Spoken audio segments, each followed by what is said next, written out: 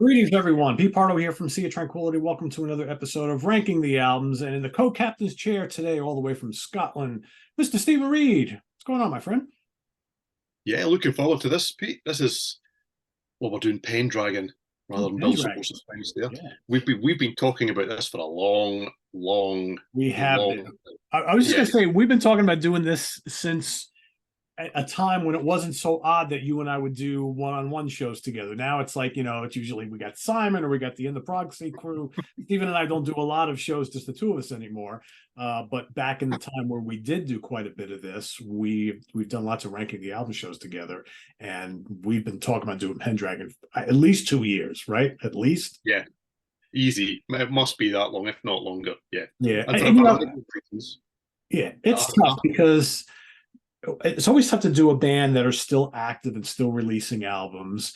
And I think that kind of played into it because I think when we originally talked about it, there were a couple that you didn't have and a couple that I didn't have. And we knew there was a new one coming out. And so we just said, all right, we'll just kind of put it on the back burner. And then like a couple months ago, I was like, let's just do this.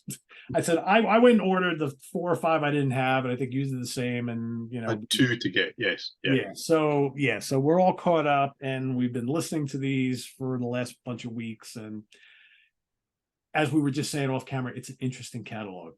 To me, there are some real highs and there are some valleys, right? That I don't think there's any awful albums in this catalog, but there's some albums that maybe aren't all that great, but not terrible, right? But for me, the ones that's my favorites, I think, are pretty damn special, but they're not all that special. So anyway, I don't know if you want to expand on that before we get going, but It's an interesting catalogue. There's a lot to talk about here. We will try not to over talk about it. Not me. Um, yeah, there's. Let's get into it because it's very interesting. Rather than doing the show before I do the show, yeah, yeah, exactly. let's get into this. Yeah, We got there's a 11 lot. studio albums, 11 full-length Yes. studio albums. They have a bunch of EPs. We're not going to include those. There's enough with the studio albums. So we're going to start at number 11 and work our way to number 1. I'll have Stephen kick us off with his number 11. Okay, so my number 11 is Kowtow. Okay, so this is the second album from 1988, although it was the first album that's got the kind of the classic lineup, I suppose you would say, the most long-lived lineup. There's quite a solid, for those that don't know, quite a solid Pendragon lineup. Nick Barrett and Peter G have been there from the start. Nick does vocals and guitar, Pete does bass. Clive Nolan's been there since 1985. I think they formed in '78. So he's on every album bar the debut. And they have had 8 drummers. So none of them exploded, but they have had 8 drummers. Only 5 have played on albums, though. I don't know if that's a good strike rate or not. So there you go. But I would say this is Barrett, Clive Nolan, Pete G, and Fudge Smith on this album. And I would say that's the classic lineup. Longest running. Long lived. Yeah, absolutely. I think Fudge has played on half or just over half of the albums from the band. So yeah, anyway. So this is Kowtow. It came 3 years after the debut, and this feels like a band at a crossroads. This is a band that I think are really kind of going, should they stick and be a prog band, or should they twist and be a pop band? And in the end, this kind of does neither. Do you know, I don't think Nick Barrett's vocals will come up a lot in this for me. They're sometimes a real strength, and sometimes they're not, in my humble opinion. And this is one of these albums where I don't think he quite has enough character at this stage, anyway, to kind of carry off these pretty straight up songs. These are, some of it kind of lands somewhere between like the most poppy end of Marillion, a bit of it bites. And I've written down maybe even a poor man's Aha. It's really kind of an odd mix that's on here, but there's some good stuff. There's some more kind of progressive stuff on side 2. The Haunting is good. The title track where Clive Nolan suddenly goes, "I'm here," is really quite good. And some of the drums on the kind of second half of that album, side 2, as it would have been, kind of have those kind of Mosley fills about them. And I like that. But it's interesting that later issues of this album open with Saved by You, which is actually a pre-album demo tacked on the front. It wasn't there originally. So they even changed the opener on the album. And it is maybe one of the strongest things that's on it, and yet it doesn't sound much like the rest of it. It's a strange little concoction. I do like it. Don't love it. No, it's my number 11. Prog, this isn't. I agree with you. I think Saved by You might be the best song on the album. Mine's, yeah. Yeah, we've got negatives here. That's great. This is the 2012 version is mine, so I'm not quite sure. Yeah, they've reissued some of these albums many times, which is crazy when you think about it, considering these are, you know, small independent releases on tough. Yeah, I think mine actually might be 1988. It's all the only date I can see on it. But wow, so you might have that CD. So who knows? Yeah, I mean, it's not an awful album. It's not a prog album. To me, it sounds like a band that's trying to figure out where they fit in the 80s with all this arena rock, pop, and hair metal flying all over the place. And there's little bits of everything. I mean, Saved by You, great hook, really fun song. It's not prog. The Mask is atmospheric. It's kind of a pop song. I could almost see, you know, when I was re-listening to this album, I can almost see like an MTV video with them kind of like walking around, and it's kind of like dusk, and you know, they're looking at women over on the left and on the right, and they're trying to figure, oh, what do we do, type of thing. I don't know. It's kind of got that feel. Time for a Change starts off with this really interesting kind of synth keyboard thing that sounds like Runaway by Bon Jovi. And I'm like, what the hell is going on here? But yeah, I mean, they got some sax on a song or two. It's kind of like this jazzy pop thing. Solid Heart is catchy. The title track is, you know, might be actually the best song on the album. I think it's overall, it's a pretty mellow album. It's very poppy, not much prog here, but you know, the songs aren't terrible. But I think it almost makes it to number 11 just by default.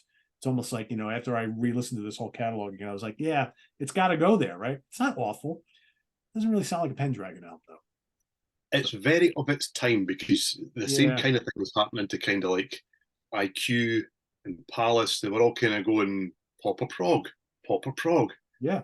All kind of dabbled in the dark arts of pop and mainly came back again. So yeah, very much of its time, I think. Yeah. So number 10, what do you got? Number 10, well, I'm going to almost the opposite end of the scale here. So my number 10, which you can barely see in this light, there we go, is Men Who Climb Mountains. Okay, so this is from 2014. This is the one album that's got the rather fantastic Craig Blundell on drums, which should be enough for me to kind of go, but it's a bit dowdy, really. I mean, it's one of these albums that's kind of, there's themes and there's concepts, and the whole album has a feel to it. And it's just a little bit, I don't know, dull. Barrett's vocals are really honest. They're a little ordinary, I think, in places. And as I say, this will become a theme. It's a real kicker for me. He's either great, or I kind of go, I prefer it when he's not trying to, I don't know, do something, play a part, be a role, and just sings. But there are some really, you know, good songs on here. Beautiful Soul is really good. The Longest Track, Explorers of the Infinite, I enjoy that as well. But I put this album on, I've had this one for a long time, and I don't remember very much of it, is what I've found. You know, I can't put my finger on it and say, oh, well, he's not great, or that's all wrong. I don't love the vocals on it.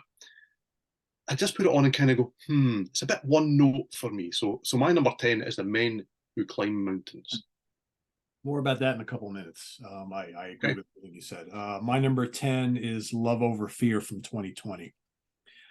Their 11th album and most recent. Great artwork, by the way.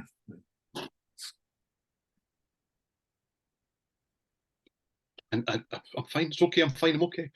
Okay. I'm okay. I take it you are this. It's way higher on your list. I take it. I don't know. Who could tell, Pete? Who could tell? I don't know. Based on that reaction, yeah. So here you've got Jan Vincent Velasco joining on drums. You know, joining the core. Barrett, Nolan, and G or Gee. I love the opener. Everything. Got this bright organ to kick it all off, and I'm like, yes, you know, got those trademark screaming Barrett guitar solos. Nice song. Brings me back to their earlier albums, I think, like the early mid-90s stuff. I think it was off to a great start. I don't know, but from there, you know, Starfish in the Moon, it's nice, pretty mellow. Truth and Lies also kind of drifts along. 360 Degrees is kind of folky. Soul of the Sea also kind of mellow and folky, although the acoustic arrangements are really good. He's an amazing acoustic guitar player when he does choose to do that, which I think is good. Eternal Light is pretty lush. Nice keyboards from Clive on that particular one. Missing a little bombast on this album. I think what's on here is really nice. I want a little more. You know, Water is another perfect example. Nice tune, just never gets out of second gear for me. But, you know, good guitar playing from Nick on this one. Who Really Are We? He's got some nice mellotron. That one kind of rocks a bit. I wanted to hear more of that on this album. And I think for me, Who Really Are We and Everything, which is basically the start and the finish of the album pretty much, is exactly what I wanted to hear from this album. I kind of find everything in between just a little mellow and kind of boring. It's well put together, but it's really laid back and mellow. I think there are elements of this album that part of me feels is some of the best stuff they've done in a while, because we're going to talk about some other albums that maybe don't work so well. I wanted a little more oomph to this. I think that some of these songs deserved a little more. So yeah, it's number 10. It's not a terrible album by any means.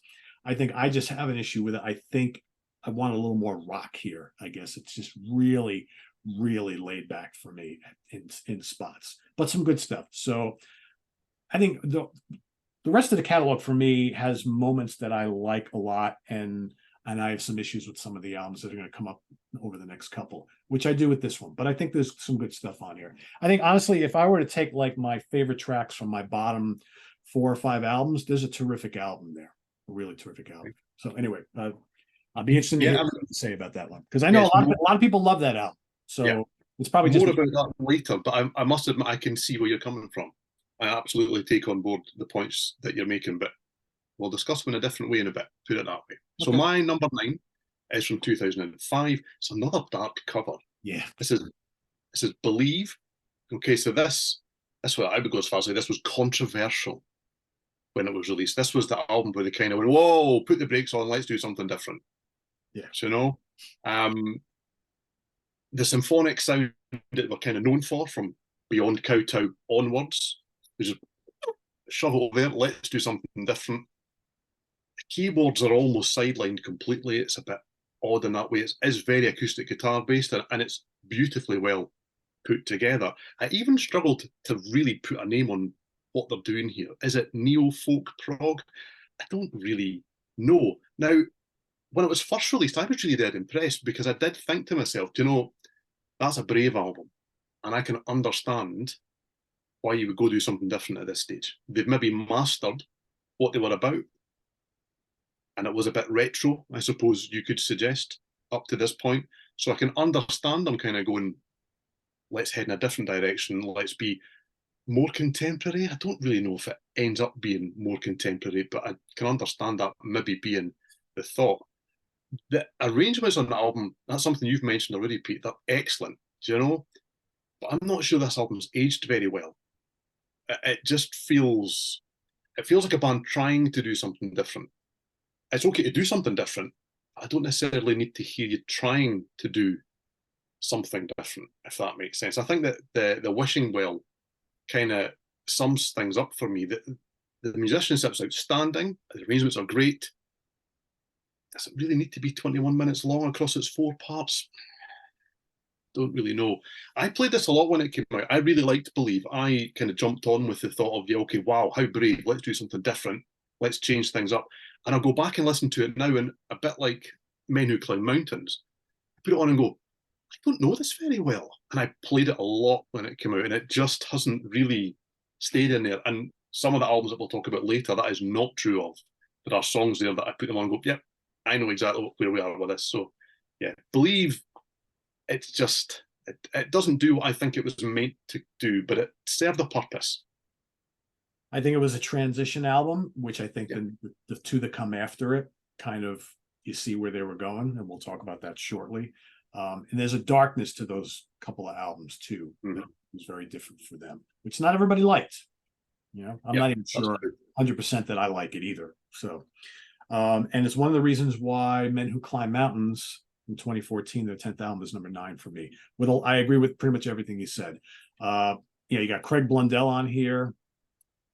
I don't know if makes all that much of a difference on this album. I think this album, at least initially, and I have an issue with some of their albums like this, where they start off a certain way and they don't finish that way. Beautiful Soul, it's a terrific song. Lots of haunting keyboards, big symphonic, it's catchy. It's a little dark feel though on this album. I mean, you look at the artwork and everything and look at the song titles, you're like, oh, what's this going to be all about, right? You got stuff like For When the Zombies Come and Explorers of the Infinite, Faces of Darkness, right? Netherworld, right? What does that say to you? Dark lyrical themes going on here. But yet this album is pretty kind of just drifts along, and it's not overly heavy or rocking as you would think maybe with. Well, again, if you know the catalog well, the couple albums that came before this rock pretty well. And then you see this, like, all right, this is going to take it to another level. No, it goes a completely different direction. A lot of it's pretty mellow. His vocals, I like in spots, I don't like in others. And I think there just seems to be a trend throughout the whole album that it just kind of floats along at a similar pace. And we don't get any swells of anything memorable. This band is very good at writing catchy, memorable hooks and choruses. None of that here, really. There's a couple of little Pink Floyd-y moments here and there, which you find throughout their catalog. But overall, again, kind of like with this one, it's not a bad album. I just don't find it overly memorable. And you can say, oh, some cool keyboards here, some great guitar solos as always. The arrangements are really nice, but in the end, I come out of this one and there's maybe 2 or 3 songs and I'm like, oh yeah, those are really good. The rest, it's okay. It's okay. So that's number 9 for me. Could have been number 10. Yeah. Okay, so number 8 for me, I'm going right back to 1985. This is The Jewel. This is the debut album. So this has got Rick Carter on keyboards, Nigel Harris on drums. It's a really fun album. This is a really fun album. It's very, very much an archetypal mid-80s neo-prog album. That's what it is. It is written all over it. There's a lot of Marillion on there. The blueprint right there, right? There's a blueprint. And this. Oh, absolutely. And it falls right into it on this one. But man, oh man, do they do it well. I really like this album. I think that in general, if I was to be honest, there are other bands that do this sound a little bit better. That kind of really, really in-your-face, obvious, this is 80s neo-prog sound. Because they evolved out of that quite quickly, I would suggest, although it's definitely the starting point, Kowtow being a diversion, let's say. It's interesting because in Same Again, I'm going to talk about the vocals. Because unlike, say, Arena, Pendragon didn't go out and get someone that sounded a bit like Fish, But the problem is that Pendragon didn't go out and get someone that sounds a little bit like Fish, because I just don't think that Barrett really has the gravitas to kind of bring that kind of emotional roller coaster to these songs. The rest of it is all there. The keyboards are fantastic. There's lots of widdly sort of keyboard bits. The guitar playing is crunchy, but it's kind of darting around and it's all over the place in a really good way. It's an album that's got a lot of attack about it, and then the vocals are just good. They're serviceable, yeah. They are good. I just think that it kind of makes the whole thing fall a little bit short. It's very much a product of its time. I think that's this album's main problem. I think it's also its main charm, to be honest with you. And I mean, this version here, and there are so many different versions of a lot of these albums that it is difficult to keep up, also has like the 4 bonus tracks that made the Fly High Fall Far. Well, they called it a maxi single back then. I suppose we'd call it an EP. Now, nobody has a maxi single anymore. And they're really top-notch neo-prog as well, and maybe a little better than some of the songs on the albums. They're great to have them on the disc. It's one of these things where you have 4 songs tacked on the end and you don't think, oh, where did these come from? If you didn't know, you just go, well, this is the album, and that's a good thing. So yeah, I really like it, but it's a little bit low just because it kind of is what it is, but it's really good. Yeah, I don't think it's my number 8 as well. I don't think that they've truly found their spot yet. Although, then they went to Kowtow, and then they eventually came back to something kind of similar to this at the beginning of the '90s. But every time I listen to this album, and again, I hadn't heard this in years. I've had this since God, early '90s, and I played it again recently, and I was like, if I could describe this to anybody, if you're watching this show, if you know early Marillion, think Incommunicado. That's kind of what early Pendragon's like. It's bright. It's at least the early stuff is, yeah, it's not the darker Marillion. It's definitely all those up tempo Market Square Heroes and all that kind of stuff. That's this right here. There's a real charm to this. And I would agree with you. His vocals, I think, got much better in the '90s. But there's some good stuff on here. Higher Circles is really good.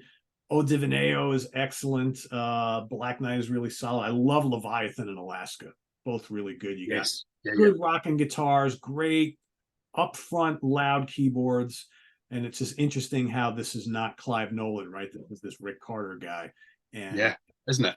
I sometimes think that on this album, the keyboards are a little more louder in the mix than they would be on future albums. And I don't know if there's a reason for that. I guess only Nick Barrett can answer that.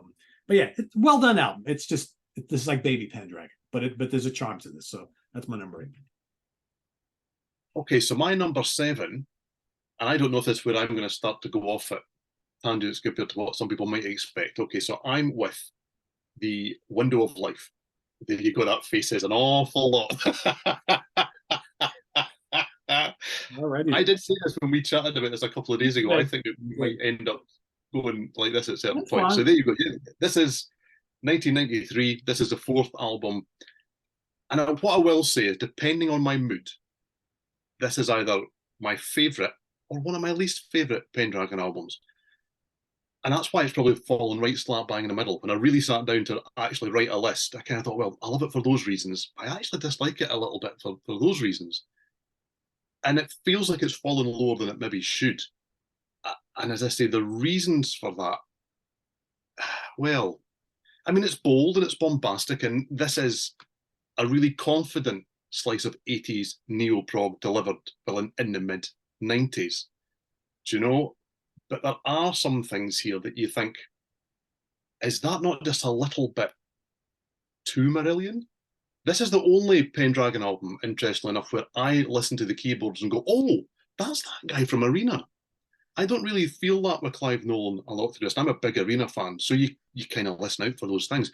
He's really impressive in that he doesn't seem to repeat himself from project to project. And some of his things I really love, some of his solo stuff, not so keen on. But you don't necessarily hear him and just go, oh, Clive Nolan. He's got so many different kind of moods and aspects. And this is the only Pendragon album when I go, I know what else you play in. But where I really struggle is The Walls of Babylon. It's a good song. It's melody driven. I like it. It's got a bit of atmosphere. And then you've got Ghosts, which I kind of class as pseudo Silk Jigsaw.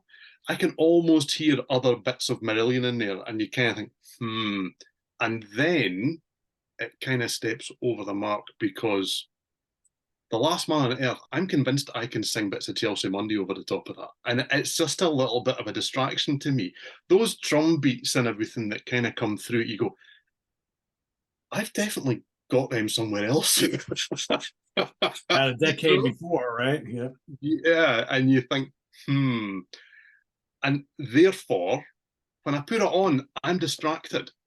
I mean, all of the stuff on this is really good. And I know it's a favourite of a lot of people's. You do have things like Nostradamus Stargazing, in brackets, nice song title. I love the Floydiness of the guitars there. Really good. The patience of Am I Really Losing You? Oh, really good as well. There's lots of great stuff on this, and I put it on from start to finish, and I don't dislike anything on it, but I find myself thinking of other bands and other songs as I listen to the album, and that takes me out of what is a very moody, atmospheric kind of piece of music and puts me somewhere else that takes me out of the moment. And that's why love some of it, don't love all of it, lands in the middle. Okay, fair enough. I mean, I totally get it. I want to expand on something real quick that you mentioned. You mentioned the Floydian kind of guitar solos and things like that. For those watching who are still with us, if you've never listened to this band before and you like Steve Hackett, David Gilmour, Andy Latimer, Mhm. and I got the olds. I'm drawing a complete blank. From Aurelian, come on, help me out here. Steve Rothery. Stephen Rothery. Jesus. If you like any of those guitar styles from any of those gentlemen, Yeah. you will love Nick Barrett. He's And he up from doesn't that just ape one. He doesn't say, well, do you know what? I'm a Gilmour guy. He doesn't say I'm a Hackett guy. He does all of those styles and much in between. He Yeah. also does his own style too, but he doesn't borrow. He maybe does in some places, but he doesn't borrow. What he tends to do is have a lot of inspiration from other people. But you also have a Barrett style in there as well, I would suggest. Yep. So really, really good guitar player. Yeah. All right, my number 7, I'm going to go with 2011's Passion, which, I mean, I love the artwork on this, this killer. This is Barrett, Nolan G, and Scott Hyam on drums. He performed on 2 albums for the band. So this kind of starts, this is album kind of, for me, number 3 in this little dark period for the band. Dark meaning like dark toned albums. Again, you got the title track, which kicks it off, which is a nice big symphonic prog opener. Then you got Empathy, which kind of somber, but all of a sudden you got these heavy guitars, little bits of harsh vocals in spots, and just this angry song. And I'm like, holy cow, it's like interesting how it goes from like heavy to lush to proggy to heavy again. It's like, kind of interesting. You got Feeding Frenzy, which is high energy rock. I don't even know if you call it prog, bordering on metal in spots. I mean, I kind of dig it, right? It's pretty cool. I mean, I like this kind of like aggressive nature they have on this album, and another one we'll talk about shortly, which is very different. This was them wanting to do something different. If you look at the time, 2011, you can kind of maybe see, why they're doing that. This Green and Pleasant Land, good 13-minute epic. They do lots of epics, guys. If you like 15, 20-minute long songs, they do lots of those. You got some soaring Barrett guitar solos, which are great. Great chorus on that track as well. What else? It's Just a Matter of Not Getting Caught, kind of heavy, but really moody. I'm not sure if I'm nuts about that one. Scarab Bray, another heavy one, but then it's got these like weird industrial kind of hip hop elements to it. I don't really connect with that one. I Like Your Black Heart. Really nice vocals from him on that particular one. Gorgeous keyboards. For me, in summary, I appreciate them trying to do some different things here, which I think a lot of fans were looking for, because while a bunch of the albums that come before this, especially ones you've already hinted on one, but there's others to come that are a lot of people talk about as being some of their favorites. There's a certain sameness to those albums. And I think the band and maybe the fans really wanted something different. Did they really want this different? I don't know. That remains to be seen, right? But I think what I really like on here, there's a couple songs I don't really connect with much, but overall I think this is pretty good. And if you want to hear the heavier side of like the whole British neo-prog thing, I would definitely check out Passion. So that's my number 7. So number 6 for me, which will probably another one I'll make you go. Okay. So this is Not of This World from here's that look, from 2001. Okay. And yeah, this is one of, same again as you've just mentioned, 3 albums where Pendragon kind of really took that neo-prog sound and made it their own. So there is a 3-album run where they really just hit a sweet spot with that sound, and this is part of it. I really like these albums, so we're kind of in the middle here. This is not a slight against any of this stuff. So I must admit, I mean, don't get me wrong, I would give my right arm to be able to draw like this, okay? Which would be a bit pointless because I'm right-handed, but let's not get too technical here. But the album covers are a bit kids' book for me. Do you know what I mean? They've kind of got that. They're very much like children's fantasy books type. Yeah, it's just they're just kind of charming, but yeah, they are, but I don't know if they quite convey what I'd like them to. I don't know. Anyway, it's very, very cliche prog rock stuff, right? I mean, a lot of people who complain about this style of music, they see something like that, like, like requisite C.S. Lewis Tolkien style album cover, right? It's But I'm over laboring the point here, but they're even a bit nice for that. But anyway, let's not go. As I say, I couldn't do that, so let's just somebody will Well, it's crucify well me. done. Yeah, it's well And rightly done. so. They are very well done.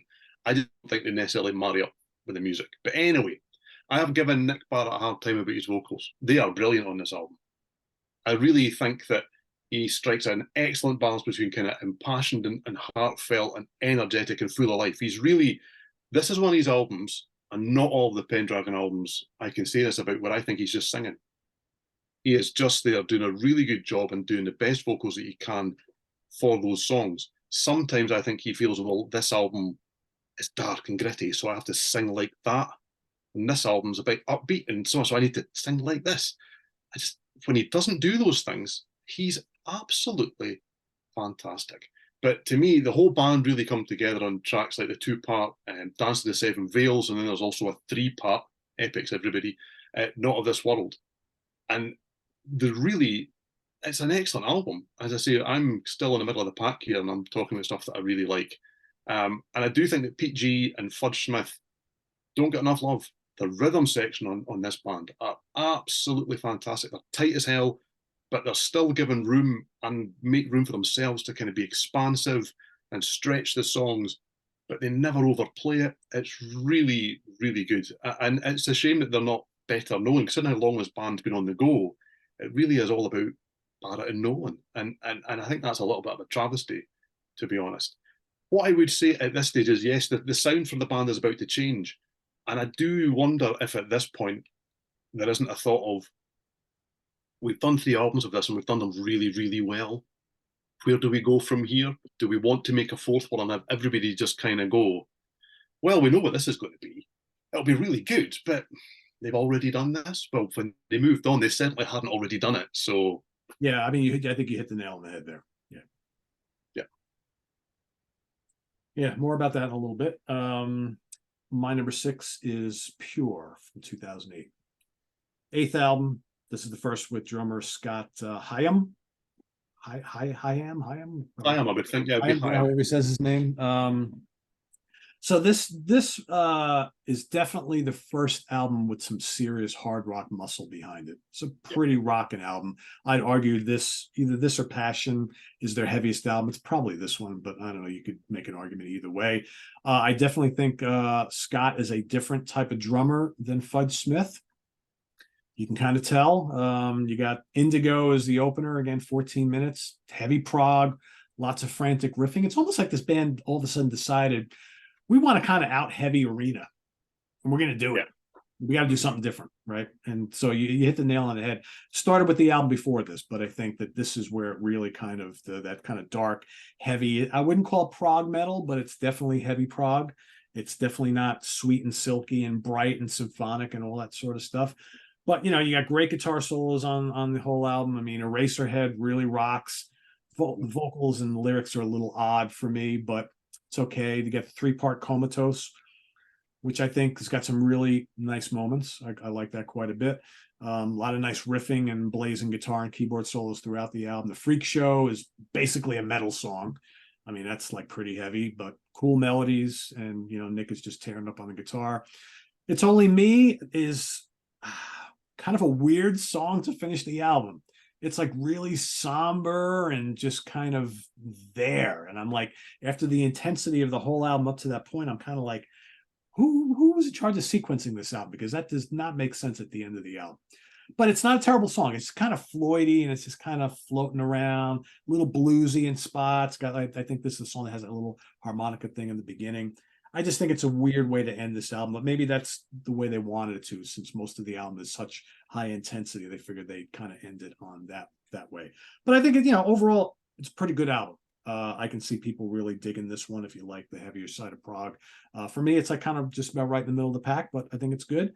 And once they got done with this album and this album, I think they were like, all right, now we did a couple albums, and you can put the other one that came before it, which is this one. To me, as part of that trio, it's almost like they do trios of albums almost, and then they decided we got to move into something else, right? So, whatever. But yeah, that's my number 6. Well, before I hold up my number 5, I would just like to say for anyone who would like to send me some hate mail after this, if you send it care of Simon Bray, UK Connection, that would be most appreciated. Okay, because my number 5 is the Masquerade Overture. Wow. Okay. Well, hey, you know, I mainly put this higher you warned purely me on the of back this. of I knew that people would be kind of going, oh, at You this warned stage. me. I That's knew that that would be happening. And I mean, I actually completely understand why. So this is from 1996. This is album number 5, Barrett Nolan, G, and Fudge Smith. And they're brilliant.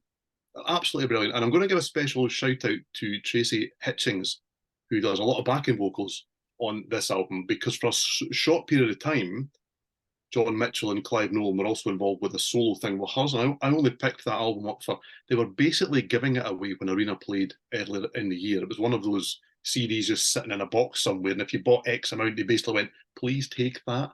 They've obviously got quite a lot of them. And it's great. And she's really good on it. And it fits into this kind of sound very well. Anyway, excuse the tangent. Okay, so yeah, okay. I know that everybody down below is going to go, but that's their best album. And I absolutely get that. And I don't know why I've never found this to be my favourite album by Pendragon. It was one of the first that I got because I wasn't there right at the start, I'm not going to lie. And I bought, and it was enough to make me think I need to hear more from this. And it's just, I love it. It's really good. But I like other ones better, is the best way of putting it. But I mean, there's some really memorable stuff on here. As Good as Gold, it's a bit pastoral in places, but it's still hugely symphonic prog. It's catchy as hell. The keyboard work and the cool guitar solo, and that's oh, and the vocals are on the money. I've given Barrett a hard time about the vocals that are on the money, and I would say it's probably one of their most kind of easily recognizable songs. As I said earlier, there's some of these albums I put on and go, I heard this before, and I've had it for 10, 20 years. This one I put on and go, yeah, see, I know all of this. This all like an old sticks. comfortable sweater, right? You put it on, you're like, ah, Yeah, sorry. Yep. absolutely. That's how Do I you know feel. what I mean? There's things like Paint Box. I mean, it's an interesting, slower song. I mean, there's no drums at all for kind of like the first half. And then when they do come in, there's a real impact. And I just think that the soloing on that song from both Clive and Nick is just fantastic. They'll get their own little spots, but they're impressive together. And the payoff in the keyboard is fantastic, as I've written here.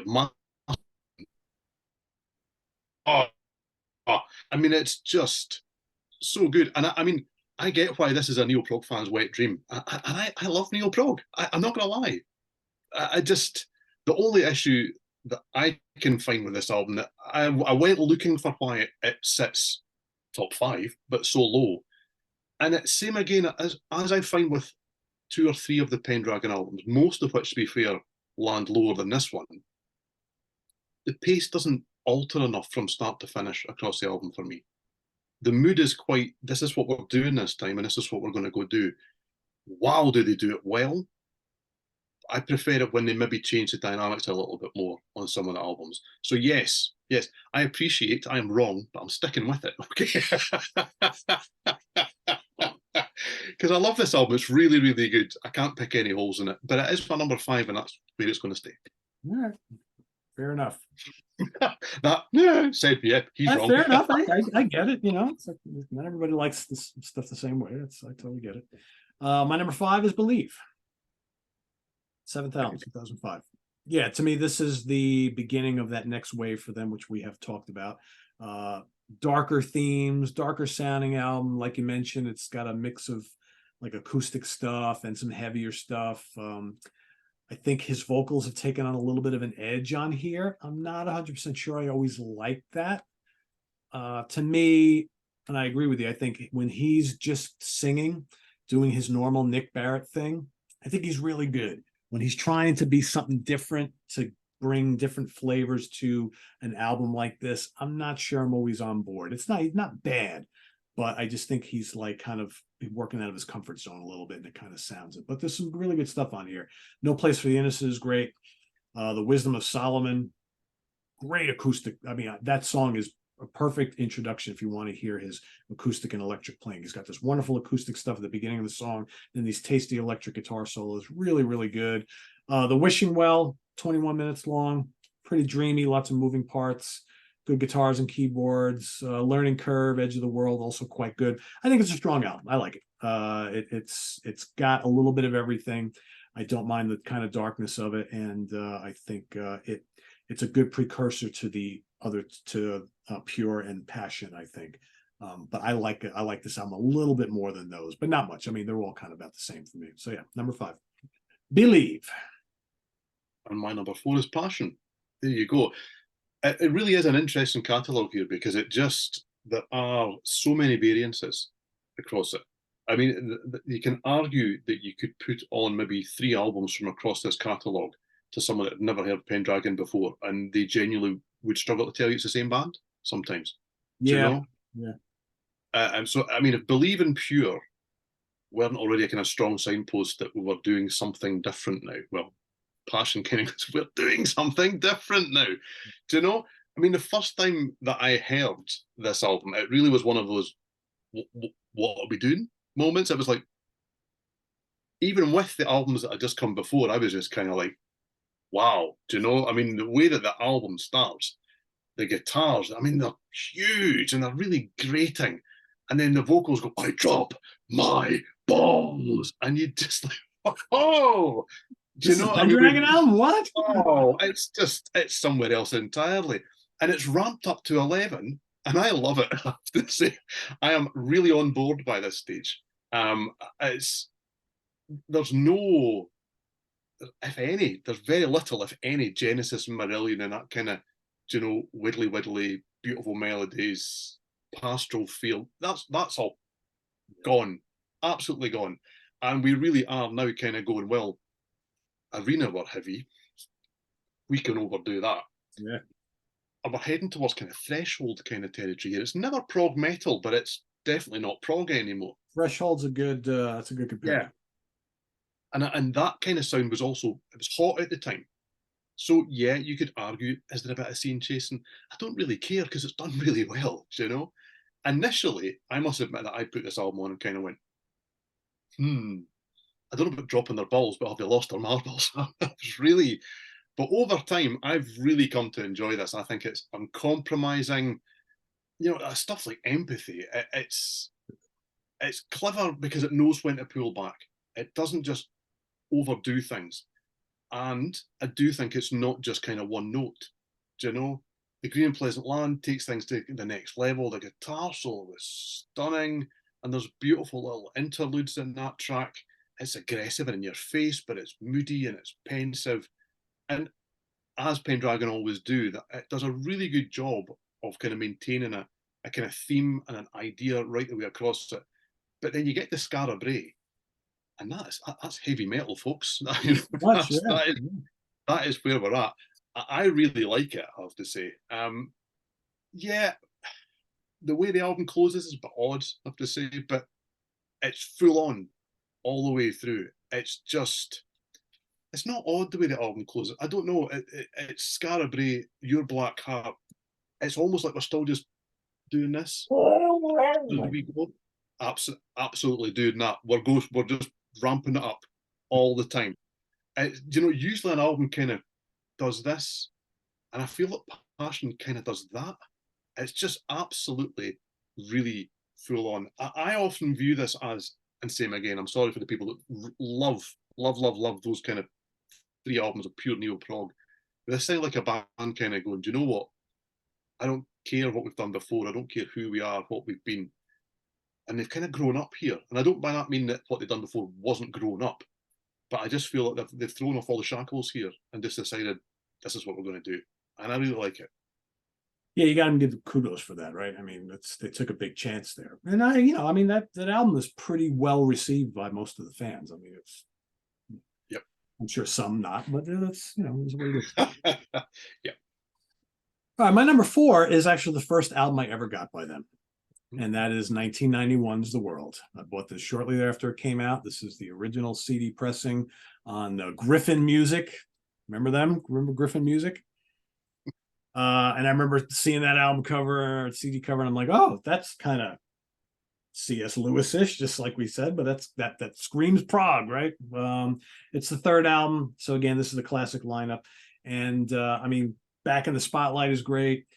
Love the guitar work from Nick on this whole album. And I was very impressed by this album when it first came out. I was kind of like, because this, again, the early 90s, if you weren't already into prog or maybe just into the classic bands, all of a sudden you discovered there was Pendragon and there was Palace and IQ and Spock's Beard coming around the corner and Anglagard and Ekelin and all these other bands. So I remember like discovering these guys and thinking, wow, where's this been all my life, right? But man, I mean, The Voyager, what a great song that is. Slow build to that. I mean, that's just a standout Pendragon track. Shane is atmospheric, it kind of rocks. Prayer's got a great vocal. Queen of Hearts, 22-minute epic, one of their must-hear songs. I mean, this band does a lot of epics. Not all of them are great. I think that's one of their great ones. Tranquil and We'll Go Hunting Deer, is very melodic, closes out the album. I think it's a really strong album. Still among my favorites. Not quite a favorite, but it's up there. I like this one quite a bit. Okay, so I'm going to cheat then. Okay. If you hold up your copy of The World, okay, so I have this one. Okay. So this is a re-release. Okay.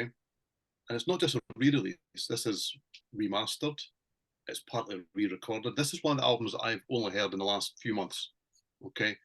And the fact that it's sitting at number 3 shows you what sort of impact that it made with me.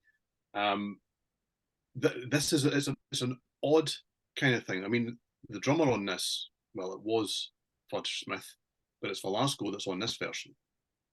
So this is I've gone back and I have compared the two. I don't have the original, but I've gone back and listened to the original that you can find online. And I really like that. And I would say Great that songs. yes, it's great songs. And the sound actually, I quite like the sound of the original, although I'm listening to it through streaming services, so it's not quite the same as having a CD. But this is a step up. I mean, Carl Groom from Threshold is involved in this, and you know that if he's involved in the kind of sound sign of a prog album, we're pretty much on a winner. Do you know? But it was interesting to hear this, and it did when I didn't realise actually that I bought a kind of doctored version of it in that sense. But I put it on and listened to it and thought, this doesn't sound like it was done in 1991, and that's because it wasn't. Not really. Do you know? So I went back and listened to the original and thought, yeah, and I would say that the original version I would find very difficult to say it's better than Masquerade Roadshow. That I don't know a little bit where I should put this. But this is the version I'm holding in my hand, so this is the version I'm going to rank. So I'm cheating. Well, but this is brilliant. This is absolutely brilliant. Do you know? I would say that I give maybe more Pink Floyd in a guitar on this album than I do in any other Pendragon album. But that's no bad thing because the strength of the compositions are just fantastic. Back in the Spotlight, I mean, that opens the album, but it's kind of just so impressive right from the off. And then there's a lengthy kind of ever changing the Voyager. There's clever changes in mood in there. The guitar solo and the phenomenal. Really, really impressed by this. Do you know? But it's the 20-minute Queen of Hearts. Oh, great. That I think in this kind of style, I think that's as good as this band ever were at this point. It's just got everything, absolutely everything. It is phenomenal. Really, really like it. So yeah, this was, as I say, one of the two that I had to buy in inverted commas to kind of think, right, okay, I need to get to know these over the few months that we've been saying, right, we're going to go and do this. And I'm so delighted that I have. It's phenomenal. And I'm also going to get myself an original because I need both now. Well, you might as well, right? Yeah. Isn't it interesting the gulf between Kowtow and that album? I mean, it's almost like they're like, yeah, we're not going to do that shit again, right? This is what we are meant to do. And it's like, and they hit it out of the park, right? Yeah. Considering that Kowtow really, well, it's funny. I mean, I know that there weren't really massive labels and things involved at any point with Pendragon, but to kowtow down to somebody to, give in and all. And Kowtow sounds like that. It sounds like a band kind of going, okay, well, we'll do the pop thing. Yeah. And then they come walloping through with this and going, I mean, for want of a better turn of phrase, fuck that. That's what this album kind of says, doesn't it? And it really is amazing because for me personally, as I'll come to with my next album, there are a couple of albums that I don't really connect with in this catalogue, Kowtow and Believe. And what came next just makes me go, hold on a minute. Yes, we're back. We're on board. We're all good. It's all fine now. So yeah, this is excellent. This is fantastic. The World. To me, the World is kind of like should have been the successor to the Jewel. I think that would have been the perfect transition. It's like Kowtow. You're 100% correct. It's almost like Kowtow was like a big record label saying, "Well, you got to do an '80s pop, arena rock album," but they were not a big label. So what's the deal, right? I mean, it's yeah. Yeah. All right. So my number 3 is going to be The Window of Life, 4th album. Again, the classic lineup. Some of my favorite Pendragon songs are on this. The Walls of Babylon, to me, sounds like 70s Pink Floyd, right down to those Gilmore-ish guitar solos. Really good. Again, for folks still watching, if you've never listened to this band, you love kind of like Wish You Were Here and Animals. There's elements of that stuff on some of these albums, right? And mixed with the Marillion and Genesis influence and whatnot, especially on the earlier stuff. Really good, epic, kind of rocking prog, just really, really good. Ghost is completely haunting. Love it. Really good. Great chorus on there. Great, wonderful vocal harmonies and choruses on a lot of these songs. Breaking the Spell, more great guitar solo on that one. The Last Man on Earth.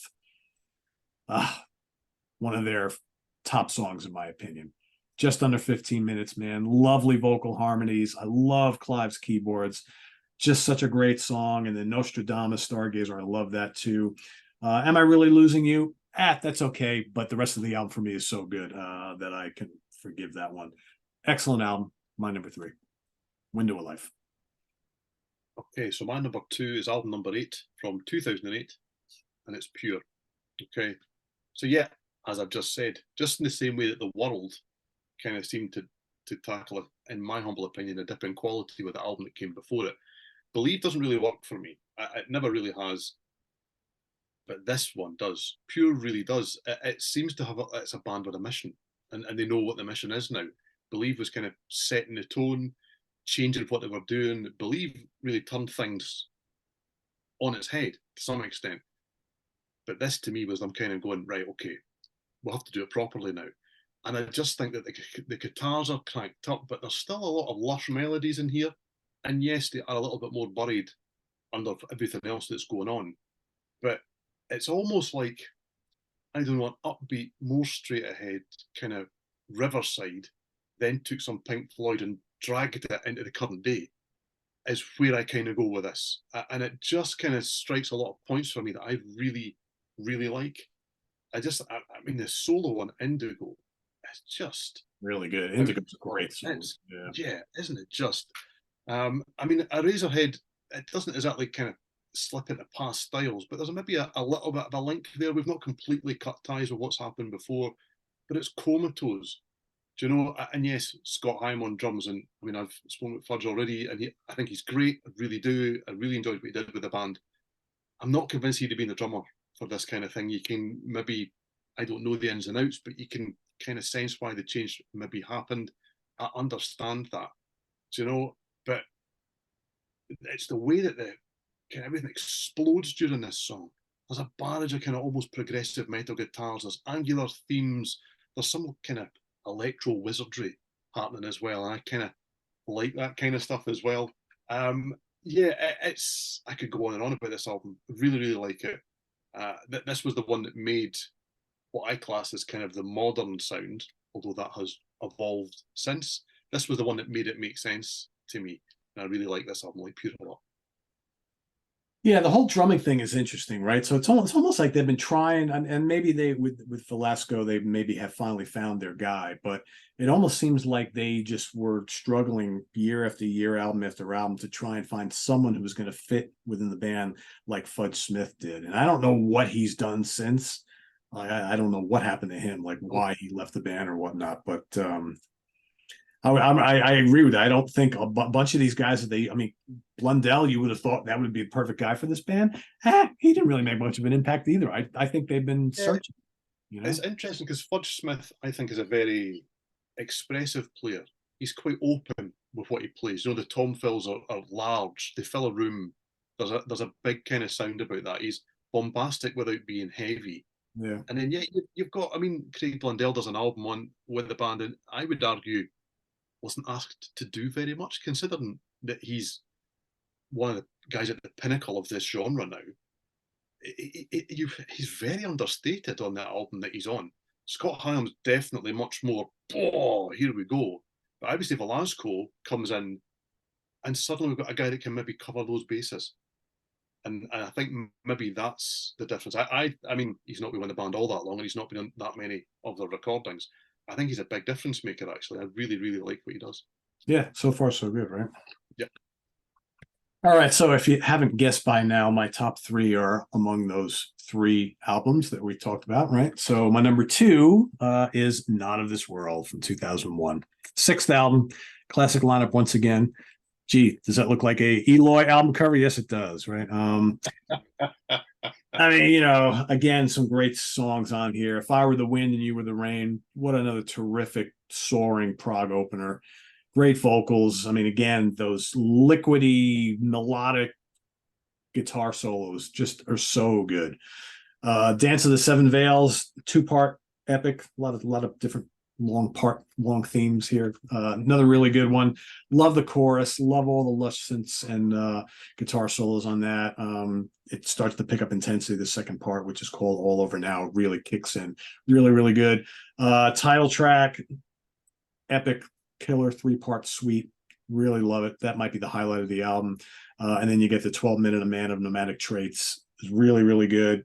And then if that wasn't enough, you got the 18-minute two-part World's End, which is great. Again, you know, for some people, there's just probably too much epicness, right? I mean, and that's what you can maybe fault these guys on, is like on some of their albums, it's too many long tracks and multi-part suites, but they do it really well.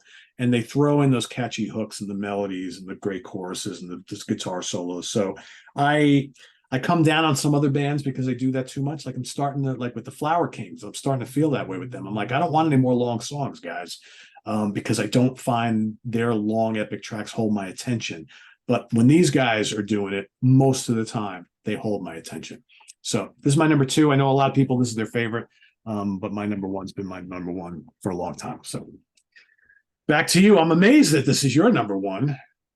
I never would have thought that in a million years. There you go. This is Love Over Fear. This is the most recent album from 2020.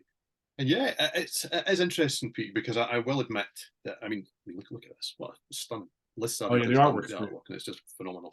Oh, phenomenal stuff. I bought this when it first came out. Yeah. I've got a funny feeling, I mean, I can't track it down because, funnily enough, there's quite a lot of music comes into the house. But I have a funny feeling that it came in one of those weeks where this was what was delivered on Wednesday. Do you know? It was one of those weeks, and you kind of like, yeah. So I listened to it and kind of thought, yeah, it's okay. Pendragon, it's all right. And then I went back to it. You know that way sometimes an album just kind of catches you and you think, I need to listen to that again to kind of get into it. Oh wow, boom! It just suddenly all made all the sense. Do you know?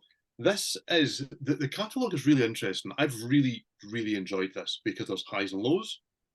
And I really like the fact that we haven't agreed on all the highs and necessarily on all the lows. Because there's so much here. The eras are really quite distinct and defined. You can say I'm in the mood for that type of Pendragon today. I'll go to those two or three albums. I kind of think, yeah, there's not much of the heavy stuff here. We've kind of said, well, you know what, we've done that now. I'd argue that album is the beginning of another era for them, because, which I'll throw it up here. Yes, because this is very similar to that album, I think. Yeah, they feel very much like joined releases, don't they? I mean, they've come quite quickly for Pendragon. 5-6 years between albums for Pendragon's pretty normal. So to get something within a couple of years, you kind of think, oh wow, already. Yeah. But yeah, these feel very joined, both in the kind of way they're presented and all these kind of things, but definitely in the sound. It's a little bit more pastoral. There is a little bit more of that folk in there. But yes, it is also a little bit more upbeat. I would suggest that the guitar work and the vocals on this are up there with some of his best performances. I just love it. It really, just clicked and connected with me in a way that I hadn't anticipated when I first got it. I really genuinely, like yourself, I kind of thought it starts well, it ends well, and in the middle it kind of, I whacked on a pair of headphones and I ended up playing it 3 or 4 times all the way through. And I just, there's bits of mandolin on 360 degrees, and you think, oh, well, they've never really done that before. Do you know? I really like the kind of pastoral mood of Starfish and the Moon. And suddenly these tracks that had initially made me go, yeah, it's nice, it's pleasant, it's there. When I sat down and thought, do you know what? I'm really going to give this a proper listen. They just clicked for me in a way that I hadn't anticipated. And I then went on to play this on and off. I don't never play an album for a whole day. I kept going back to this. I kept thinking, I don't know about you, I've got different piles. CDs are in different states. There's the new stuff that's come in, there's the stuff that I'm getting to know, there's the stuff that's ready for review. There are the things that are now to be filed away because, do you know what, we've listened to them X amount of times. If you were to see what I'm looking at right now, you would probably be like, oh, that looks like my office too. Yeah. I guarantee you it's very similar. I'm pointing to bits of the room because I can tell Pile you here, pile here, pile here. They all have their purpose, right? Yes. Yeah, absolutely. And this one, it should have, long before it did, gone in that pile of, do you know what, it's time to move on to something else because something else needs my time. Yeah. And I just couldn't, there was an invisible barrier that stopped me from doing it, and it just kept going back in the CD player. I mean, the piano led Whirlwind, oh, it's really, really good. And then there is an aggressive outlet with Who Really Are We? It's maybe the only aggressive kind of outlook on the album, but I really like the way it's all put together. And as I've hinted at on and off all the way through this ranking, sometimes I think that there's a tendency here to go, do you know what, this is what we're doing, so we're going to sound like this. I'm going to sing this way and I'm going to play in this style. And I just think this is an album full of songs that are just really well put together, really well arranged, fantastically well played. And the performances are just there because this is what we're all good at. And I've been really, really impressed with it. And same again, doing this ranking, I've listened to everything again. And I've listened to this one loads. So there you go. I surprised myself with it, to be honest. When I came to think about this, I thought, do you know what? I really like that much more than I thought. It's going up at number 5 or number 4. And as I was putting it and looking at the albums, I just kind of thought, going up. It just had to be where it's ended. So in a year's time, will it still be there? Who knows? I don't know. And in a year's time, for me, it might elevate a bit, right? Because again, it's the most recent full length anyway. Yeah. So yeah, who knows? Well, no surprise. My number 1 is the Masquerade Overture from 1996, the 5th album. This to me is just amazing. And you hit on a lot of the things I was going to say. The opening overture is great.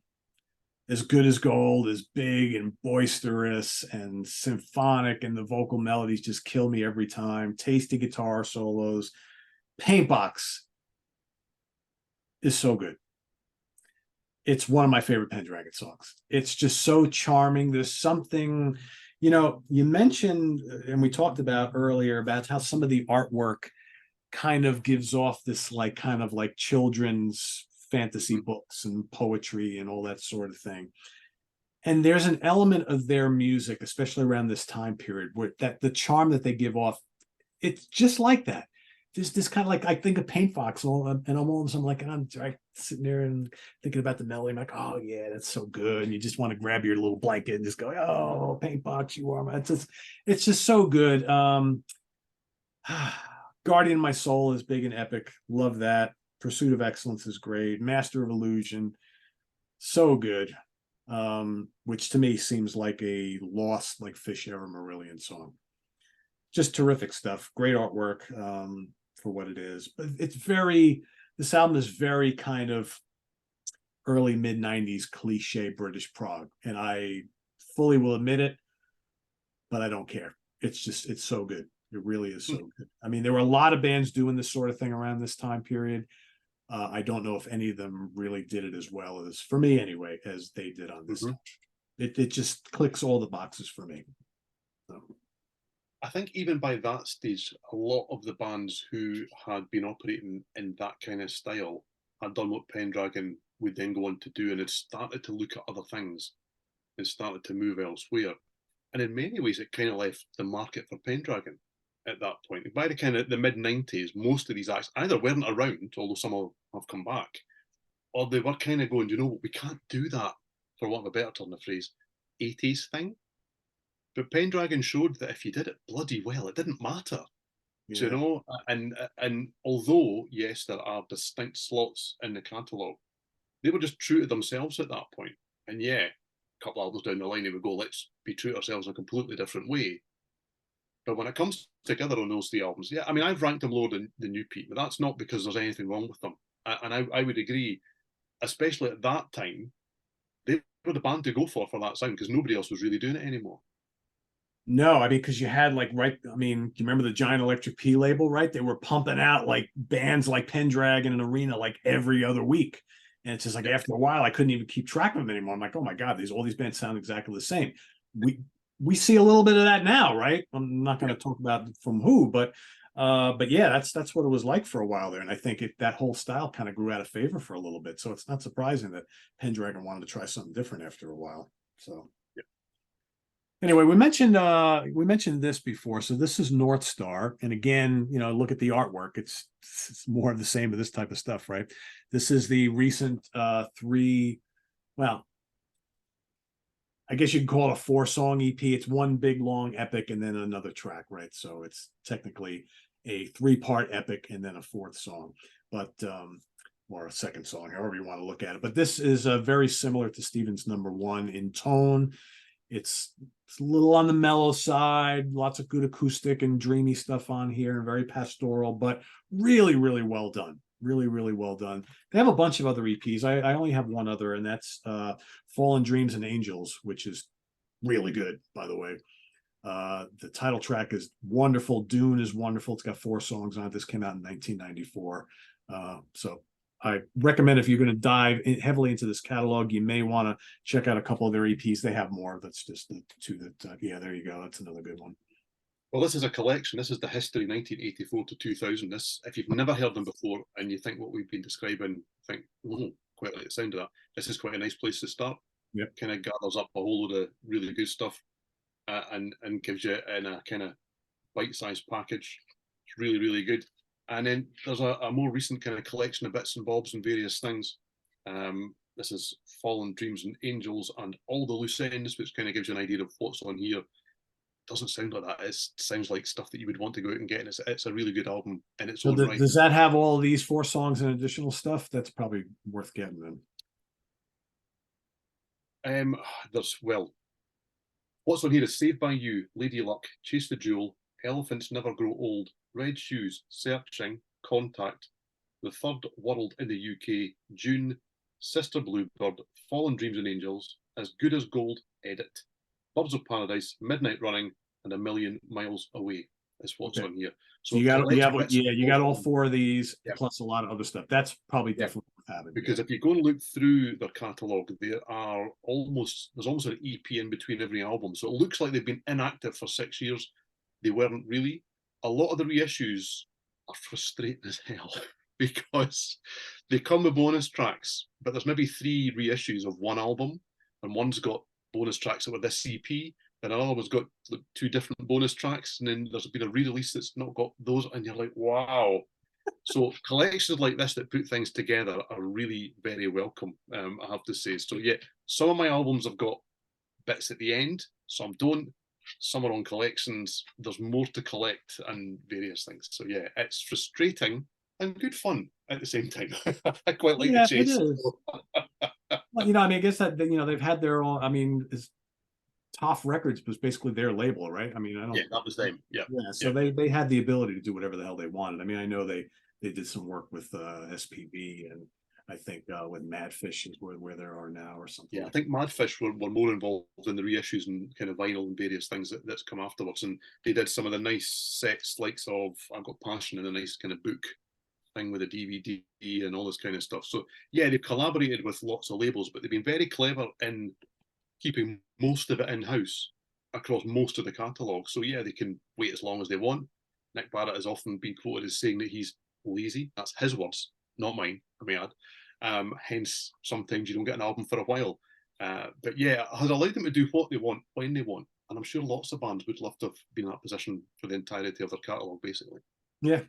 And for those interested in video, they also have some concert videos that are come out over the years. I have a couple of them as well. So yeah, they've been, I mean, they got a lot of stuff in the, nearly 40 years that they've been a working recording band. So it's a good catalog.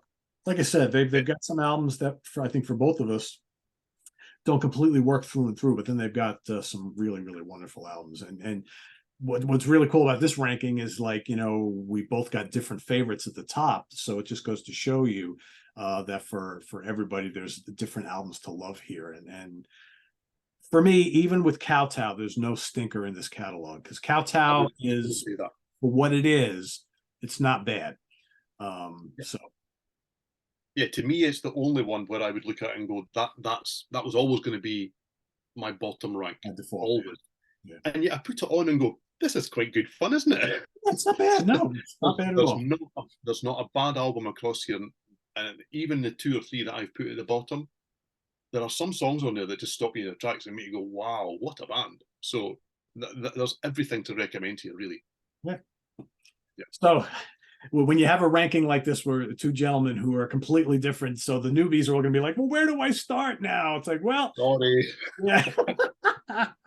Pick 2 or 3 from either of our lists, and pick both of our number ones. And because, quite frankly, like your number 1 and 2 and my number 1 and 2, arguably your 1 and 2 are very different from each other, and my 1 and 2 are kind of similar, right? So if you listen to one of my top 2 or 3 and then listen to Steven's 1 and number 2, you really have there 3 of the different eras that are somewhat different from each other. So you'll get a good representation of what this band is all about. And then you decide what you like best, right? Because there are, we'll see what's to come, because I have a feeling that the most recent full length and the EP is, we may get one more album, if we go by history, that's going to be kind of similar in tone to those before they decide to reinvent themselves all over again. Who knows? We'll see. We'll see if they're still around that long, that is, right? Oh, I do hope so. I hope so. Yeah, we'll see. So, you ever gotten to see them live? Do they play live much at all? Or no, unfortunately, I have never seen them live. I don't even know how often, or if they've come up here. Had they come up this way, I'd have been to see them. So I would presume not. Somebody's about to tell me different, which will break my heart if I've missed them, and they have been in Scotland or near enough. But yeah, interestingly, for the amount of prog bands, or progressive, let's not use the prog word, progressive bands that the UK is throwing out right now, there's not really a massive scene here, strangely enough. Prog acts can't really do tours that are more than 2 or 3 shows, and they tend to be in the same spots in England where there is a bit of a kind of stronghold for it. And then further afield than that, you go along and there's a handful of people. It's a real shame. Yeah, that kind of makes sense. You play 2 or 3 gigs, you maybe draw 800 to each gig, and that's it, right? And then make an album, and then you come do it again in 2 years or whatever. Yeah. I mean, I was very impressed when Arena came earlier in the year, because the little venue not far from Perth, where I am, was basically sold out, I think, and that was maybe 200-300. It's not a big place, but the last time I saw them, there was a small enough crowd that I genuinely counted them. Okay, that's how small the crowd was. So it took a long time for them to get back north of the border. Yeah, that's always a shame, right? Yeah, absolutely. And they still played and they were still great. But there you go. Anyway, I digress, as always. So if you are a fan of this band and you know their albums fairly well, rank them down in the comments below as you like them. Remember, there's no right or wrong answer here. And if you have never listened to them before, well, hopefully you've got some ideas on where to go investigate first. And if you do go check them out, report back in, let us know what you think of this very, very cool band, and visit us on the web at www.seaoftranquility.org. We're on Facebook, we're on YouTube, all together, all the damn time. You can see Steven, of course, the next episode of the UK Connection, which will be coming up this coming Saturday. So this airs on Sundays and every Sunday, and then the UK Connection is every other Saturday, as well as on In the Prog Seat. So look forward to having him back here. I'm sure we'll work out another ranking the album show at some point in the future. I think he and I have talked also for a very long time about doing the Tangent one of these days.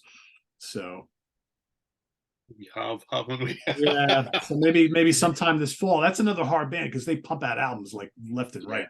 So really prolific again in recent times. And But Well, that's doable. Maybe we'll do that later in the fall at some point. So we'll see. Anyway, till then, thanks for watching, everybody. Visit us on the web. Did I say this already? I think I did. Anyway, please subscribe if you haven't already, and click on that notification bell to get alert of all of our content as it posts. And please do hit the like button before you leave. And we'll see you next Sunday here on Ranking the Albums. Next Sunday, George Lamy will be joining me once again. We are going to rank the albums of Animals as Leaders, a very, very cool California instrumental 3-piece band that plays like prog metal, fusion, gent, whatever the hell you want to call it. Amazing musicality. They got 5 albums. We'll be talking about them next week, so tune in until then. And then the following week after that, Jamie Laszlo and I will be ranking the albums of Monster Magnets. We got a lot of cool stuff coming up. New Lewis Nasser and I are going to be doing the Pete Townsend solo albums. So there's lots of things coming in the weeks ahead. Sly and the Family Stone is coming as well. Karen LaPreziosa and I are going to be doing the albums of Church of Misery. Ryan Scow in September and I are going to be doing Electric Wizard for all you Doom fans. So we got a lot of stuff in the Ranking the Albums pipeline. So stay tuned, and maybe we'll add the tangents to that into not too distant future. So thanks for watching, everybody. For Steven Reid, I am Pete Pardo. Enjoy the rest of your weekend. Have a good one, everybody.